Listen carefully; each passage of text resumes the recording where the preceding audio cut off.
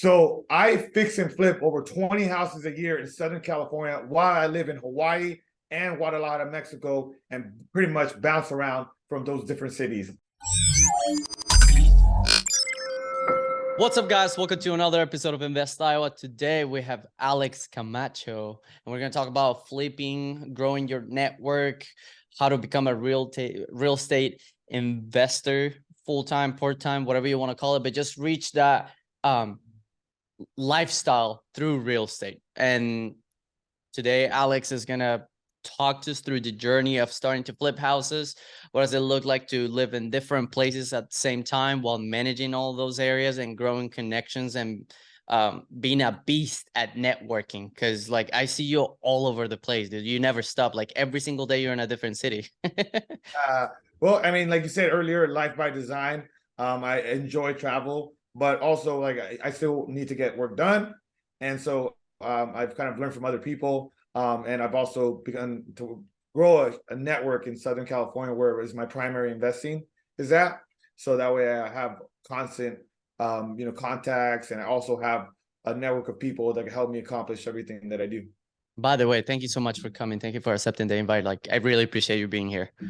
Yeah, I appreciate you helping me show my story. I do podcasts often. I also hosted my own webinar kind of podcast for some time that I put on my YouTube channel. So I'm passionate about, helping other people, just get inspired or learn some of the things that is possible through real estate investing. Yeah, people don't know it's possible.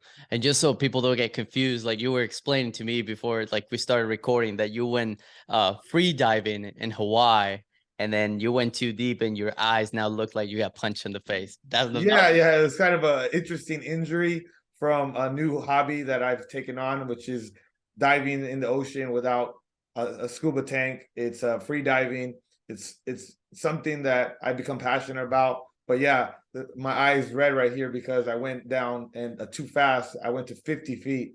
I can hold my breath now for 2 minutes. I'm working on getting to 3 minutes, and so it's an interesting hobby. But people, it looks like I smoke some weed or something, but it's more just like it'll go away, but it's a kind of temporary injury because of that hobby.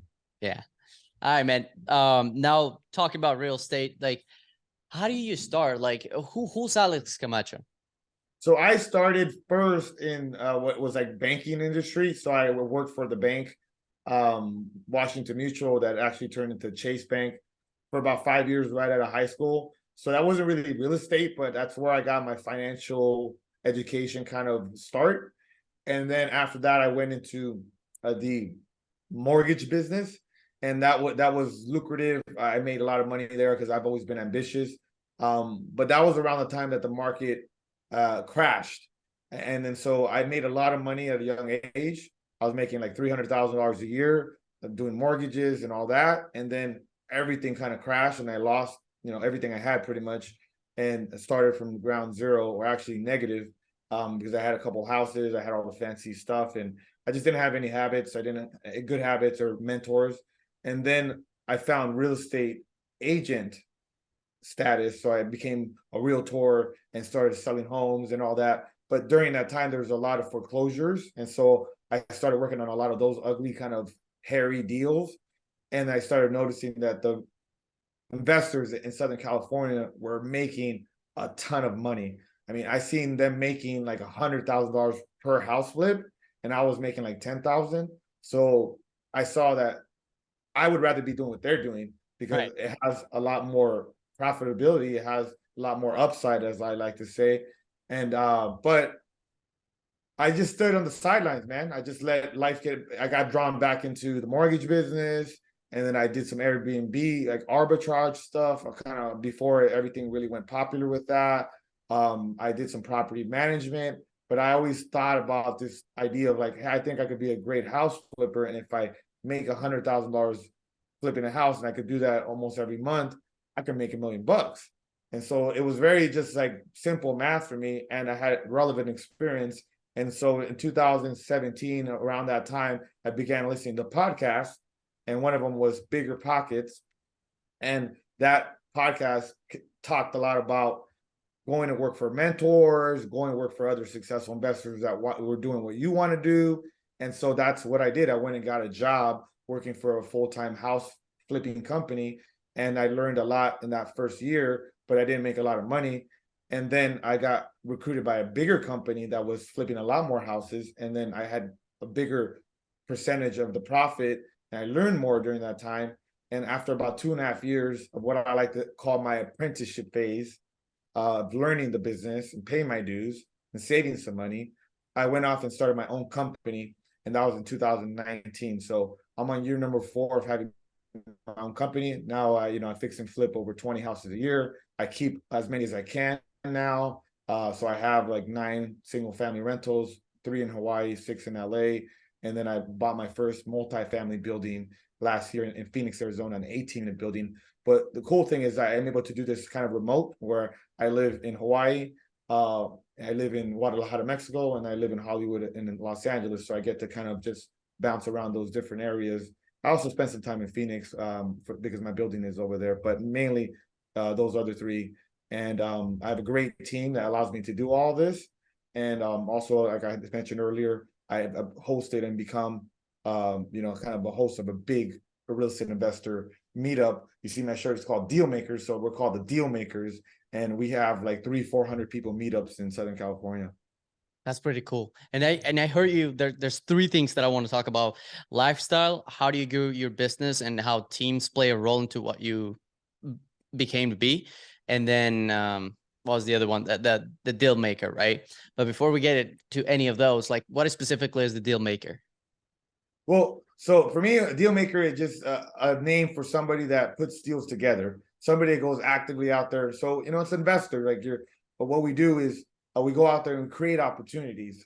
And so the reason it actually came up is because my Instagram handle is real estate deal maker. And so one of my mentors with social media told me, like, hey, you have to be different than everybody else. You got to find your niche. You have to find a way to be some more memorable. And so instead of going into videos and saying, hey, what's up, guys, or what's up, everyone, I would jump into my videos and say, what's up, my deal makers? And then it just kind of caught on, and people would see me and then they would say, hi, hey, what's up, my deal makers? And it just kind of, it got that traction. And so I began to use it kind of as like the catchphrase to set me apart from everybody else that's out there on social media. And so now the Facebook group that we have is the Deal Makers, like, and then we have merchandise. We have hats and sweaters and shirts, and we sell those. And then people just represent the brand of like, hey, I'm a full-time deal maker, or I'm a part-time deal maker, or I'm just a deal maker in general. And how do you, so I've heard you also say that there is dogs against dogs. A dog eats dog. You know what I mean? And you want to stay away from that. What drives you through that mentality? What is your thought process when you think about that? Yeah, so that developed because if I, when I went back and I thought about it, and the people that I work for, with all due respect to those investors that I worked for in the past, I noticed that in Southern California, and I know other parts of the country and the world as well, this business of real estate investing, because it's so lucrative and there's so much potential, people don't want to share secrets, right? People want to keep things close to the vest.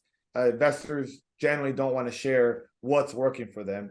And once I learned this business, I felt like a responsibility or duty, an obligation to empower other people to help transform their lives like I have mine through using real estate investing as a vehicle. So I created this community to be more of like a go-giver, collaborative, working together and helping each other out, because this business is already difficult. And if you can find another group of crazy people like you that want to be successful in this business, then you can really kind of call a place home that's safe for you to share your secrets.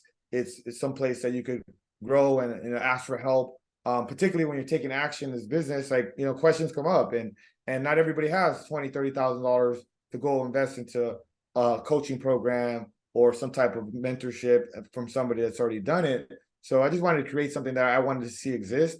And so that's where it came from, where I noticed that, the people that I work for didn't really want me to become successful. They just wanted me to help them make a lot of money. And after that, it was like, okay, just stay in your lane, Alex. Good job. Here's your little paycheck.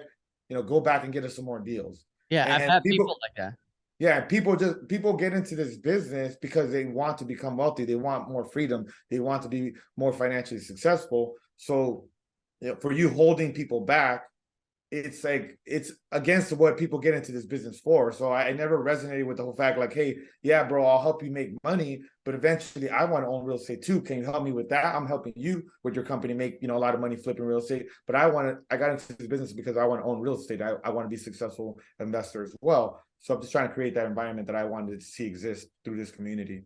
And I love that. I 100% love that because I've I've had bosses or like people that I look up to that they're only happy as long as they have you on a leash. They want you to grow, but not much more than them. And that mentality to me was like so toxic. And now you come with this idea, and I've heard it. It was just so impactful. And like that's what you should aim to be. That's the people that you should aim to be with. So now with your team, how do you structure that team? It's not as easy as you make it seem. I know that so you went from working for somebody to building your own company. What is that process? Yeah, so first it started with just hiring my first assistant, a virtual one, to help me with a lot of the administrative stuff that I hate doing.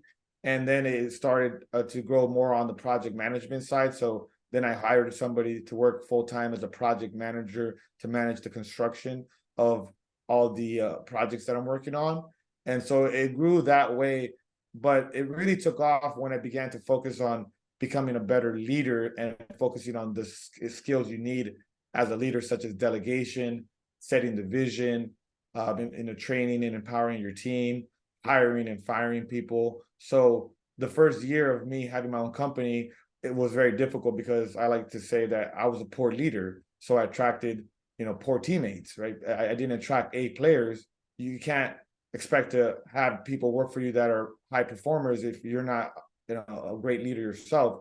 So I began to study other leaders, and then I began to start to see like the traits that they exuded that I needed to develop in myself, because I'm a hustler. You know, I'm ambitious. I'll go out and get it, and I'll get deals. But to grow a company, you need a team.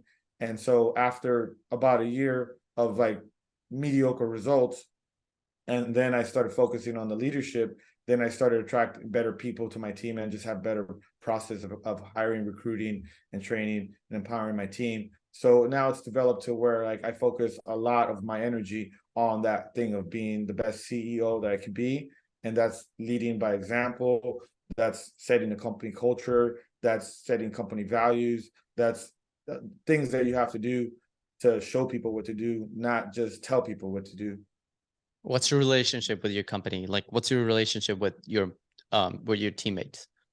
So currently I am CEO, so I mainly work on uh, setting the vision, making high level decisions, doing social media, networking with high level other entrepreneurs that can help us with the business and the challenges that we face or opportunities that we have developed.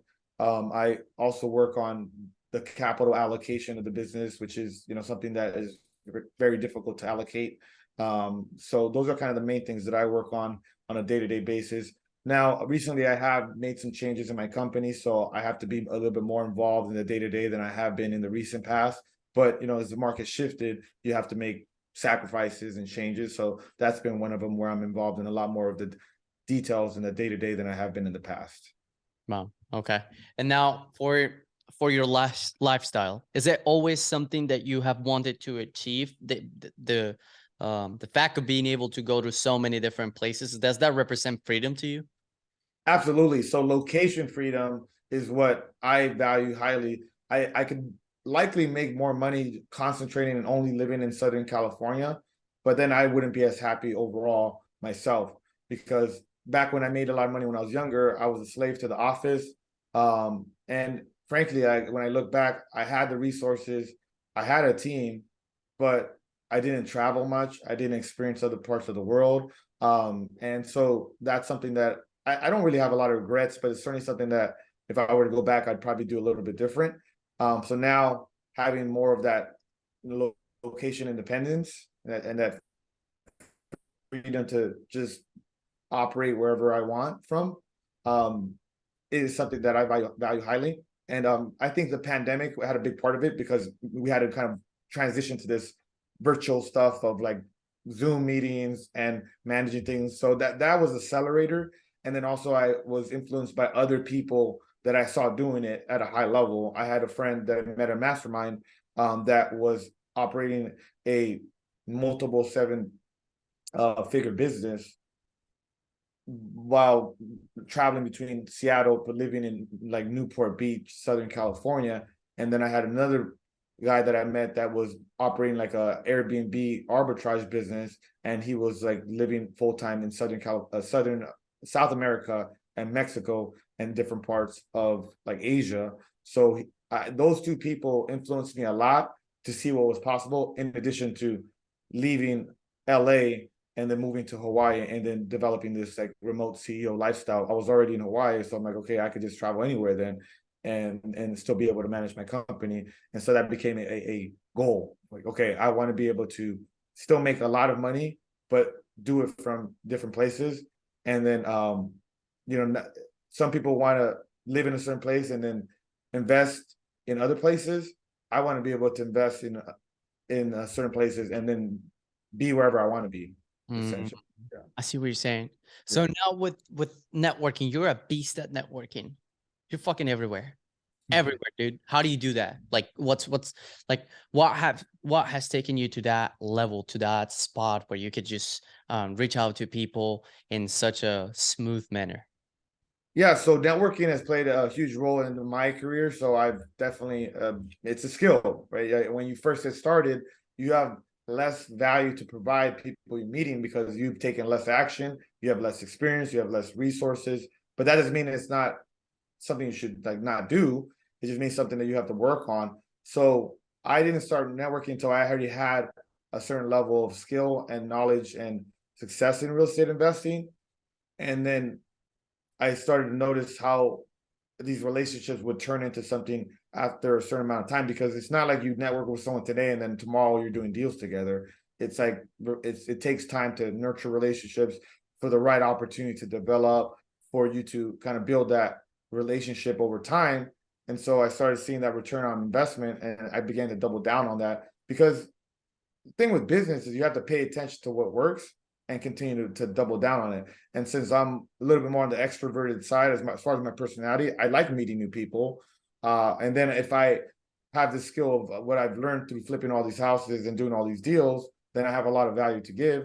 That means that I can give a lot, and then I can actually receive a lot, because I'm also a very curious person. I'm always looking to learn, and I have something to learn from you. I have something to learn from everybody that I meet. Sometimes that's something that I'm learning what not to do. Sometimes it's learning what to do. So I think what really makes it important to me is that sometimes I'm in the back of the room, just in the networking room, and just like hearing somebody speak, and sometimes I'm the one hosting it. So I think all of it is valuable, but you need to be clear on what you're trying to accomplish. And I'm trying to sometimes meet people to raise money. Sometimes I'm meeting people because I want to buy deals. And but I have a lot to offer at this point because of my experience. So I just find that it's a great return on my investment. And sometimes it's a paid networking, right? I'm paying to be in a room. Sometimes it's like a free meetup with 20 people. So the quality of the people you meet are going to be different, but it's super valuable because you can ask questions and get answers based on the action you're taking. You can get resources. You can see what's working for other people. But it is like, the reason it's called work is because it's active. Like you have to, get out of your comfort zone. Even though I'm extroverted, I still got to go meet people I've never met, and that's not the most comfortable thing, right? And there's also follow up. Like I got to follow up with like 10 people I met today. I mean, it's work on top of the work, but those relationships could bear fruit. One of the guys I met yesterday might be selling me a house in Hawaii. I mean, is that valuable? Fuck yeah. I mean, Yeah. And then, but you talk about, I just saw you release one of your videos in which you say that like you gotta get to 5 to 10, 15 minutes of conversations at top speed, just see how you can help each other. What drives you to say something like that? What is your reasoning behind that? Well, the reason I think you need to have effective conversations, because I found that my most effective conversations are no more than 10-15 minutes. Like I cover some key points, so we cover what we need to discuss. And if you're like talking to someone for half an hour, it's not as effective. If I have like 40-50 conversations every day that are on average 10 minutes, I mean, that's going to be a lot more valuable than just like 1 or 2 conversations that are longer. So I find that my most valuable conversations are around that time frame of 5 to 15 minutes, because too many times you just go into subjects that are really not relevant, and then you're just like kind of wasting time. So I'm measuring my time in like 5 to 15 minute intervals every single day. Now there's things that are like this podcast here that's going to probably take an hour of my day, but that's different because this is something that's going to be, on YouTube or on your podcast and all that. And it's something that it could be repeated, it can be viewed, it could be listened to, and it could carry on for many, many, many, years or months and all that, compared to one conversation. So, there's different value, but I just think people waste a lot of time on useless conversations. So let me pick your brain. When, let's say we're talking about the deal makers, right? Those people that you consider are people that fit a criteria of hustlers, entrepreneurs, people that go-getters, right? What are the common characteristics that you see on those people, including yourself? I'd say the first one comes to mind is that they're driven, they're self-motivated to accomplish something. They don't need like constant, like direction. They already have some pretty clear vision on what they're looking to accomplish. Obviously, we could always get more clarity through the action that we take, through the thoughts of like the goals that we have. But I think that's an important trait that I see, that I'm looking for someone that like is self-motivated, because I don't want to have to be the one to motivate you to do this business. Like, you should already be motivated to do it.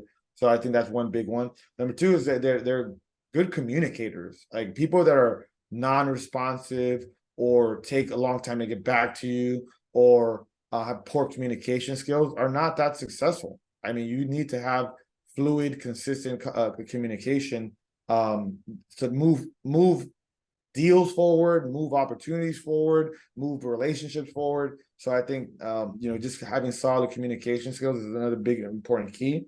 And then also that they have what I like to call like this like social intelligence, where it's just like, you're interacting with a wide variety of people when you're in real estate investing, right? You're interacting with this hoarder tenant that you got to try to maybe work out a deal with. You're interacting with somebody that has $500,000 to maybe deploy into a deal that you have. I mean, these are different social interactions, and so you need to have these like skills to interact with a wide variety of people.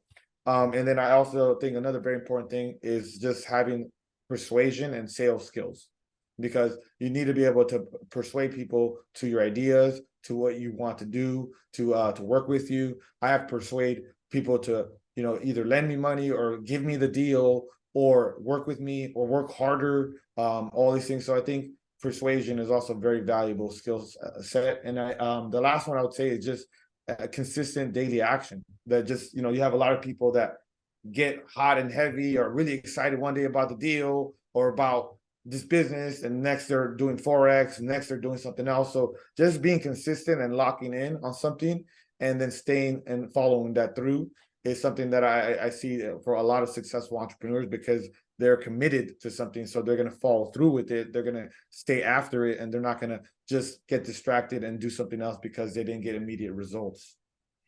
I see what you're saying. So 4, you gave me 4. That was actually pretty cool. What about what attitudes? What had to change on you to go from working for the people that were making the money to become the person that was making the money? What had to change internally?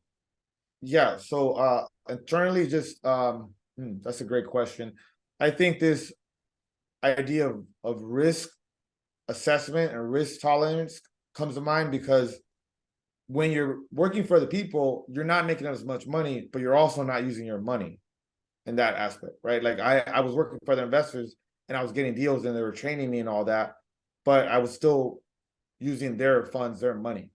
Once I saved enough money to do deals myself, then I became like this thing that came up where now I have to use my own money, which is not the same thing. So I remember wiring a $50,000 for like one of my first deals, and it was a scary moment because I'd never done that before. So I think it's just like you have to be able to take calculated risks in this business, and I find that people that are able to do that, and I say calculated because I'm not talking about reckless. I'm talking about like, hey, now I have the skills, or now I have the knowledge, or I have somebody that has that can help me evaluate this opportunity. And then I think the other thing that comes to mind on just what evolved over time once I did a lot more deals is just this confidence, because I've taken all this action, done all these deals, I have all this experience now, so I can go into opportunities with this confidence that like, hey, I know I'm not going to lose money because of all this other work that I've put in, or that I have very high chances of not losing money. Because investing, those are really the kind of the two things that you toggle with, that people don't forget. The second one, the first one is this idea of losing money. Like, this is a business, you can lose money. And that's whether you put into marketing, you put into the wrong deal, you invest with the wrong person, whatever that is, right? And the other one is missing opportunities. So those two conflict with each other, because people that maybe have some money, but they're sitting on the sidelines on cash, they're not actively looking for deals or ways to invest, where they're actually missing opportunity. So most people think about, oh, I don't want to lose my money. But they forget that, like, if you're just sitting on cash or not taking action to pursue opportunities, then you're also missing on opportunity in that aspect, which is another risk. So those are a couple of things. That's it. So risk like is a huge thing. Are you the head of acquisitions at your company? No, I have an acquisitions director. It is one of my best skill sets, but I've had to delegate that to someone else so I can manage and run the company and grow the company. When So was that? What was that like? When did you started like I can't do this anymore? Although like it's my main skill, right? yeah, and it brings an interesting point up, because I think it can get easy to delegate things that you're not good at and you don't like doing. But when it comes to delegating and then handing off things that you're great at and that you love doing and that you're really good at, those things are harder to delegate. So it came out when I did a business assessment. I was like, I'm no longer the best use of my time, because I have to grow the company. I have to work on the big relationships. I have to work on all the other things like on the business. And so doing that offer, making that offer, or talking to that wholesaler or talking to that homeowner no longer became the best use of my time, because that was like $100 an hour work or more, call it, and now I had to work on a $500 an hour, $1,000 an hour work, and that was not making offers. I was doing other things. So it came with growing the company, that I just knew, like, okay, now I have to hire somebody in acquisitions. And part of that was when I moved to Hawaii, because then I no longer could go to appointments in person. So I knew that even though I'm good on the phone, I'm good with email, and I could still probably close some deals that way. To get the deep discounts, to get the deals and be consistent, like in my market, Southern California, it's generally going to be better for you to do an in-face appointment if you can do that. So I knew that I had to hire somebody to do acquisitions and be the closer, even though I felt like I'm the best closer possible. I was able to find another closer and then hire that person, because it also was a need. So what does for you mean growing the company? It means attracting the things that the company needs, and that could be making the next hire. That could be getting another private money lender to invest with us. That could mean implementing a new strategy for acquisition. That could mean killing something that's not working in the business, or changing something. That could mean firing somebody that's no longer performing. I've had to fire 4 people this year, and that's not something that I'm proud of, but turnover and changes in the company are, I mean, par for the course. I mean, whenever you're dealing with business, there's going to be people that you have to hire and fire constantly. It's just part of entrepreneurship. So those are things that I work on in growing the business and making the business better. What do you think people think of Alex Camacho when somebody asks them for them? Like, what are some characteristics that make you stand out? I think people think I'm like high energy. They think that I'm very passionate about what I do. They say that I'm kind of, seems like I'm someone that's pretty genuine. I'm Hispanic, and a lot of my demographics are that resonate with my message, because let's be real, how many Hispanic Latino leaders, do you see in real estate investing out there? Not really that many. I mean, a couple people come to mind, like Carlos Reyes, some other people that I know, but for the most part, there's not that many people that look like me that are out there, doing a lot of real estate investing that are helping other people as well. And so I think those are a couple of things that people think about: the passion, the authenticity. Although I think it's like a cliche word, for me, it's just like I just keep it real. Like I don't need to be somebody else. Like I'm trying to be Alex Camacho times 10, not somebody else or I'm not trying to be the next Carlos Reyes. Yeah. What's your mission? What's your purpose? What are you trying to get at? Like, what do you enjoy at doing? Currently, my big mission is to elevate 10,000 people in my demographic, because I kind of re-engineered or kind of a reverse engineered the amount of people that I want to help into a realistic number. I know there's other people that I want to help 1 billion people, or I want to help millions of people. For me, it's like a lot more realistic to like focus on that number, because I already have like 1,000 Facebook people in my Facebook group. And then I kind of did this numbers of, okay, there's about 15 million people in LA and Southern California. How many of those are in my demographic? We'll bring that down to say like 1 million people. How many of those people are interested in real estate investing? Like bring it down to another 100,000. And then how many people of those can I realistically help out? And we bring that number down to 10,000. So my current mission is to elevate and improve the lives of 10,000 people in my demographic over the course of this next 5 years. Wow. Okay. And what time frame do you have for that? The next 5 years. The next 5 years. Oh, and what do you see yourself going in the next 5 years? What's your vision? Yeah, well, next 5 years, I would like to step into a little bit more of a developer role. I'm getting more interested in developing ground up deals, such as stuff that I've seen here in Southern California, because it's a very sprawling territory, and it's not a well-built city. So there's a lot of single family houses. So there's a lot of accessory dwelling units where they're adding units to certain properties, or like tearing down single family houses and building like fourplexes. So I'm in the next 5 years, I'd like to become a real estate developer now, because that's like the next level for me. And those deals could be very lucrative as well. So frankly, flipping a house and making $50,000 on a house flip no longer changes my life. Is no longer moving the needle forward as much anymore. Yeah. So it's based on me wanting to grow, so that I have the growth mindset. So I know to grow, I need to go into the next level. And so I've wholesaled real estate, I flipped real estate, I have rentals, I bought multifamily. But for me, becoming a real estate developer is kind of like the next step, and being able to develop like apartment buildings and things like that. Yeah. Now that you mentioned apartment buildings, what's your relationship with either syndication and multifamily?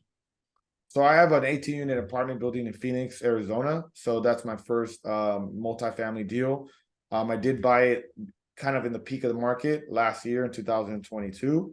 So it's been a challenging deal to say the least, but we're going to get it stabilized, and then it's a long-term play. We're going to hold that. But as far as like syndication, I haven't done any syndications. I bought that property with equity, with my own cash and some private capital. So I haven't done any syndications yet. I've considered investing in some as a LP, but none to this date yet. Gotcha. What about buy and hold? So yeah, so I have 9 single family rentals, 3 in Hawaii. You plan to keep those?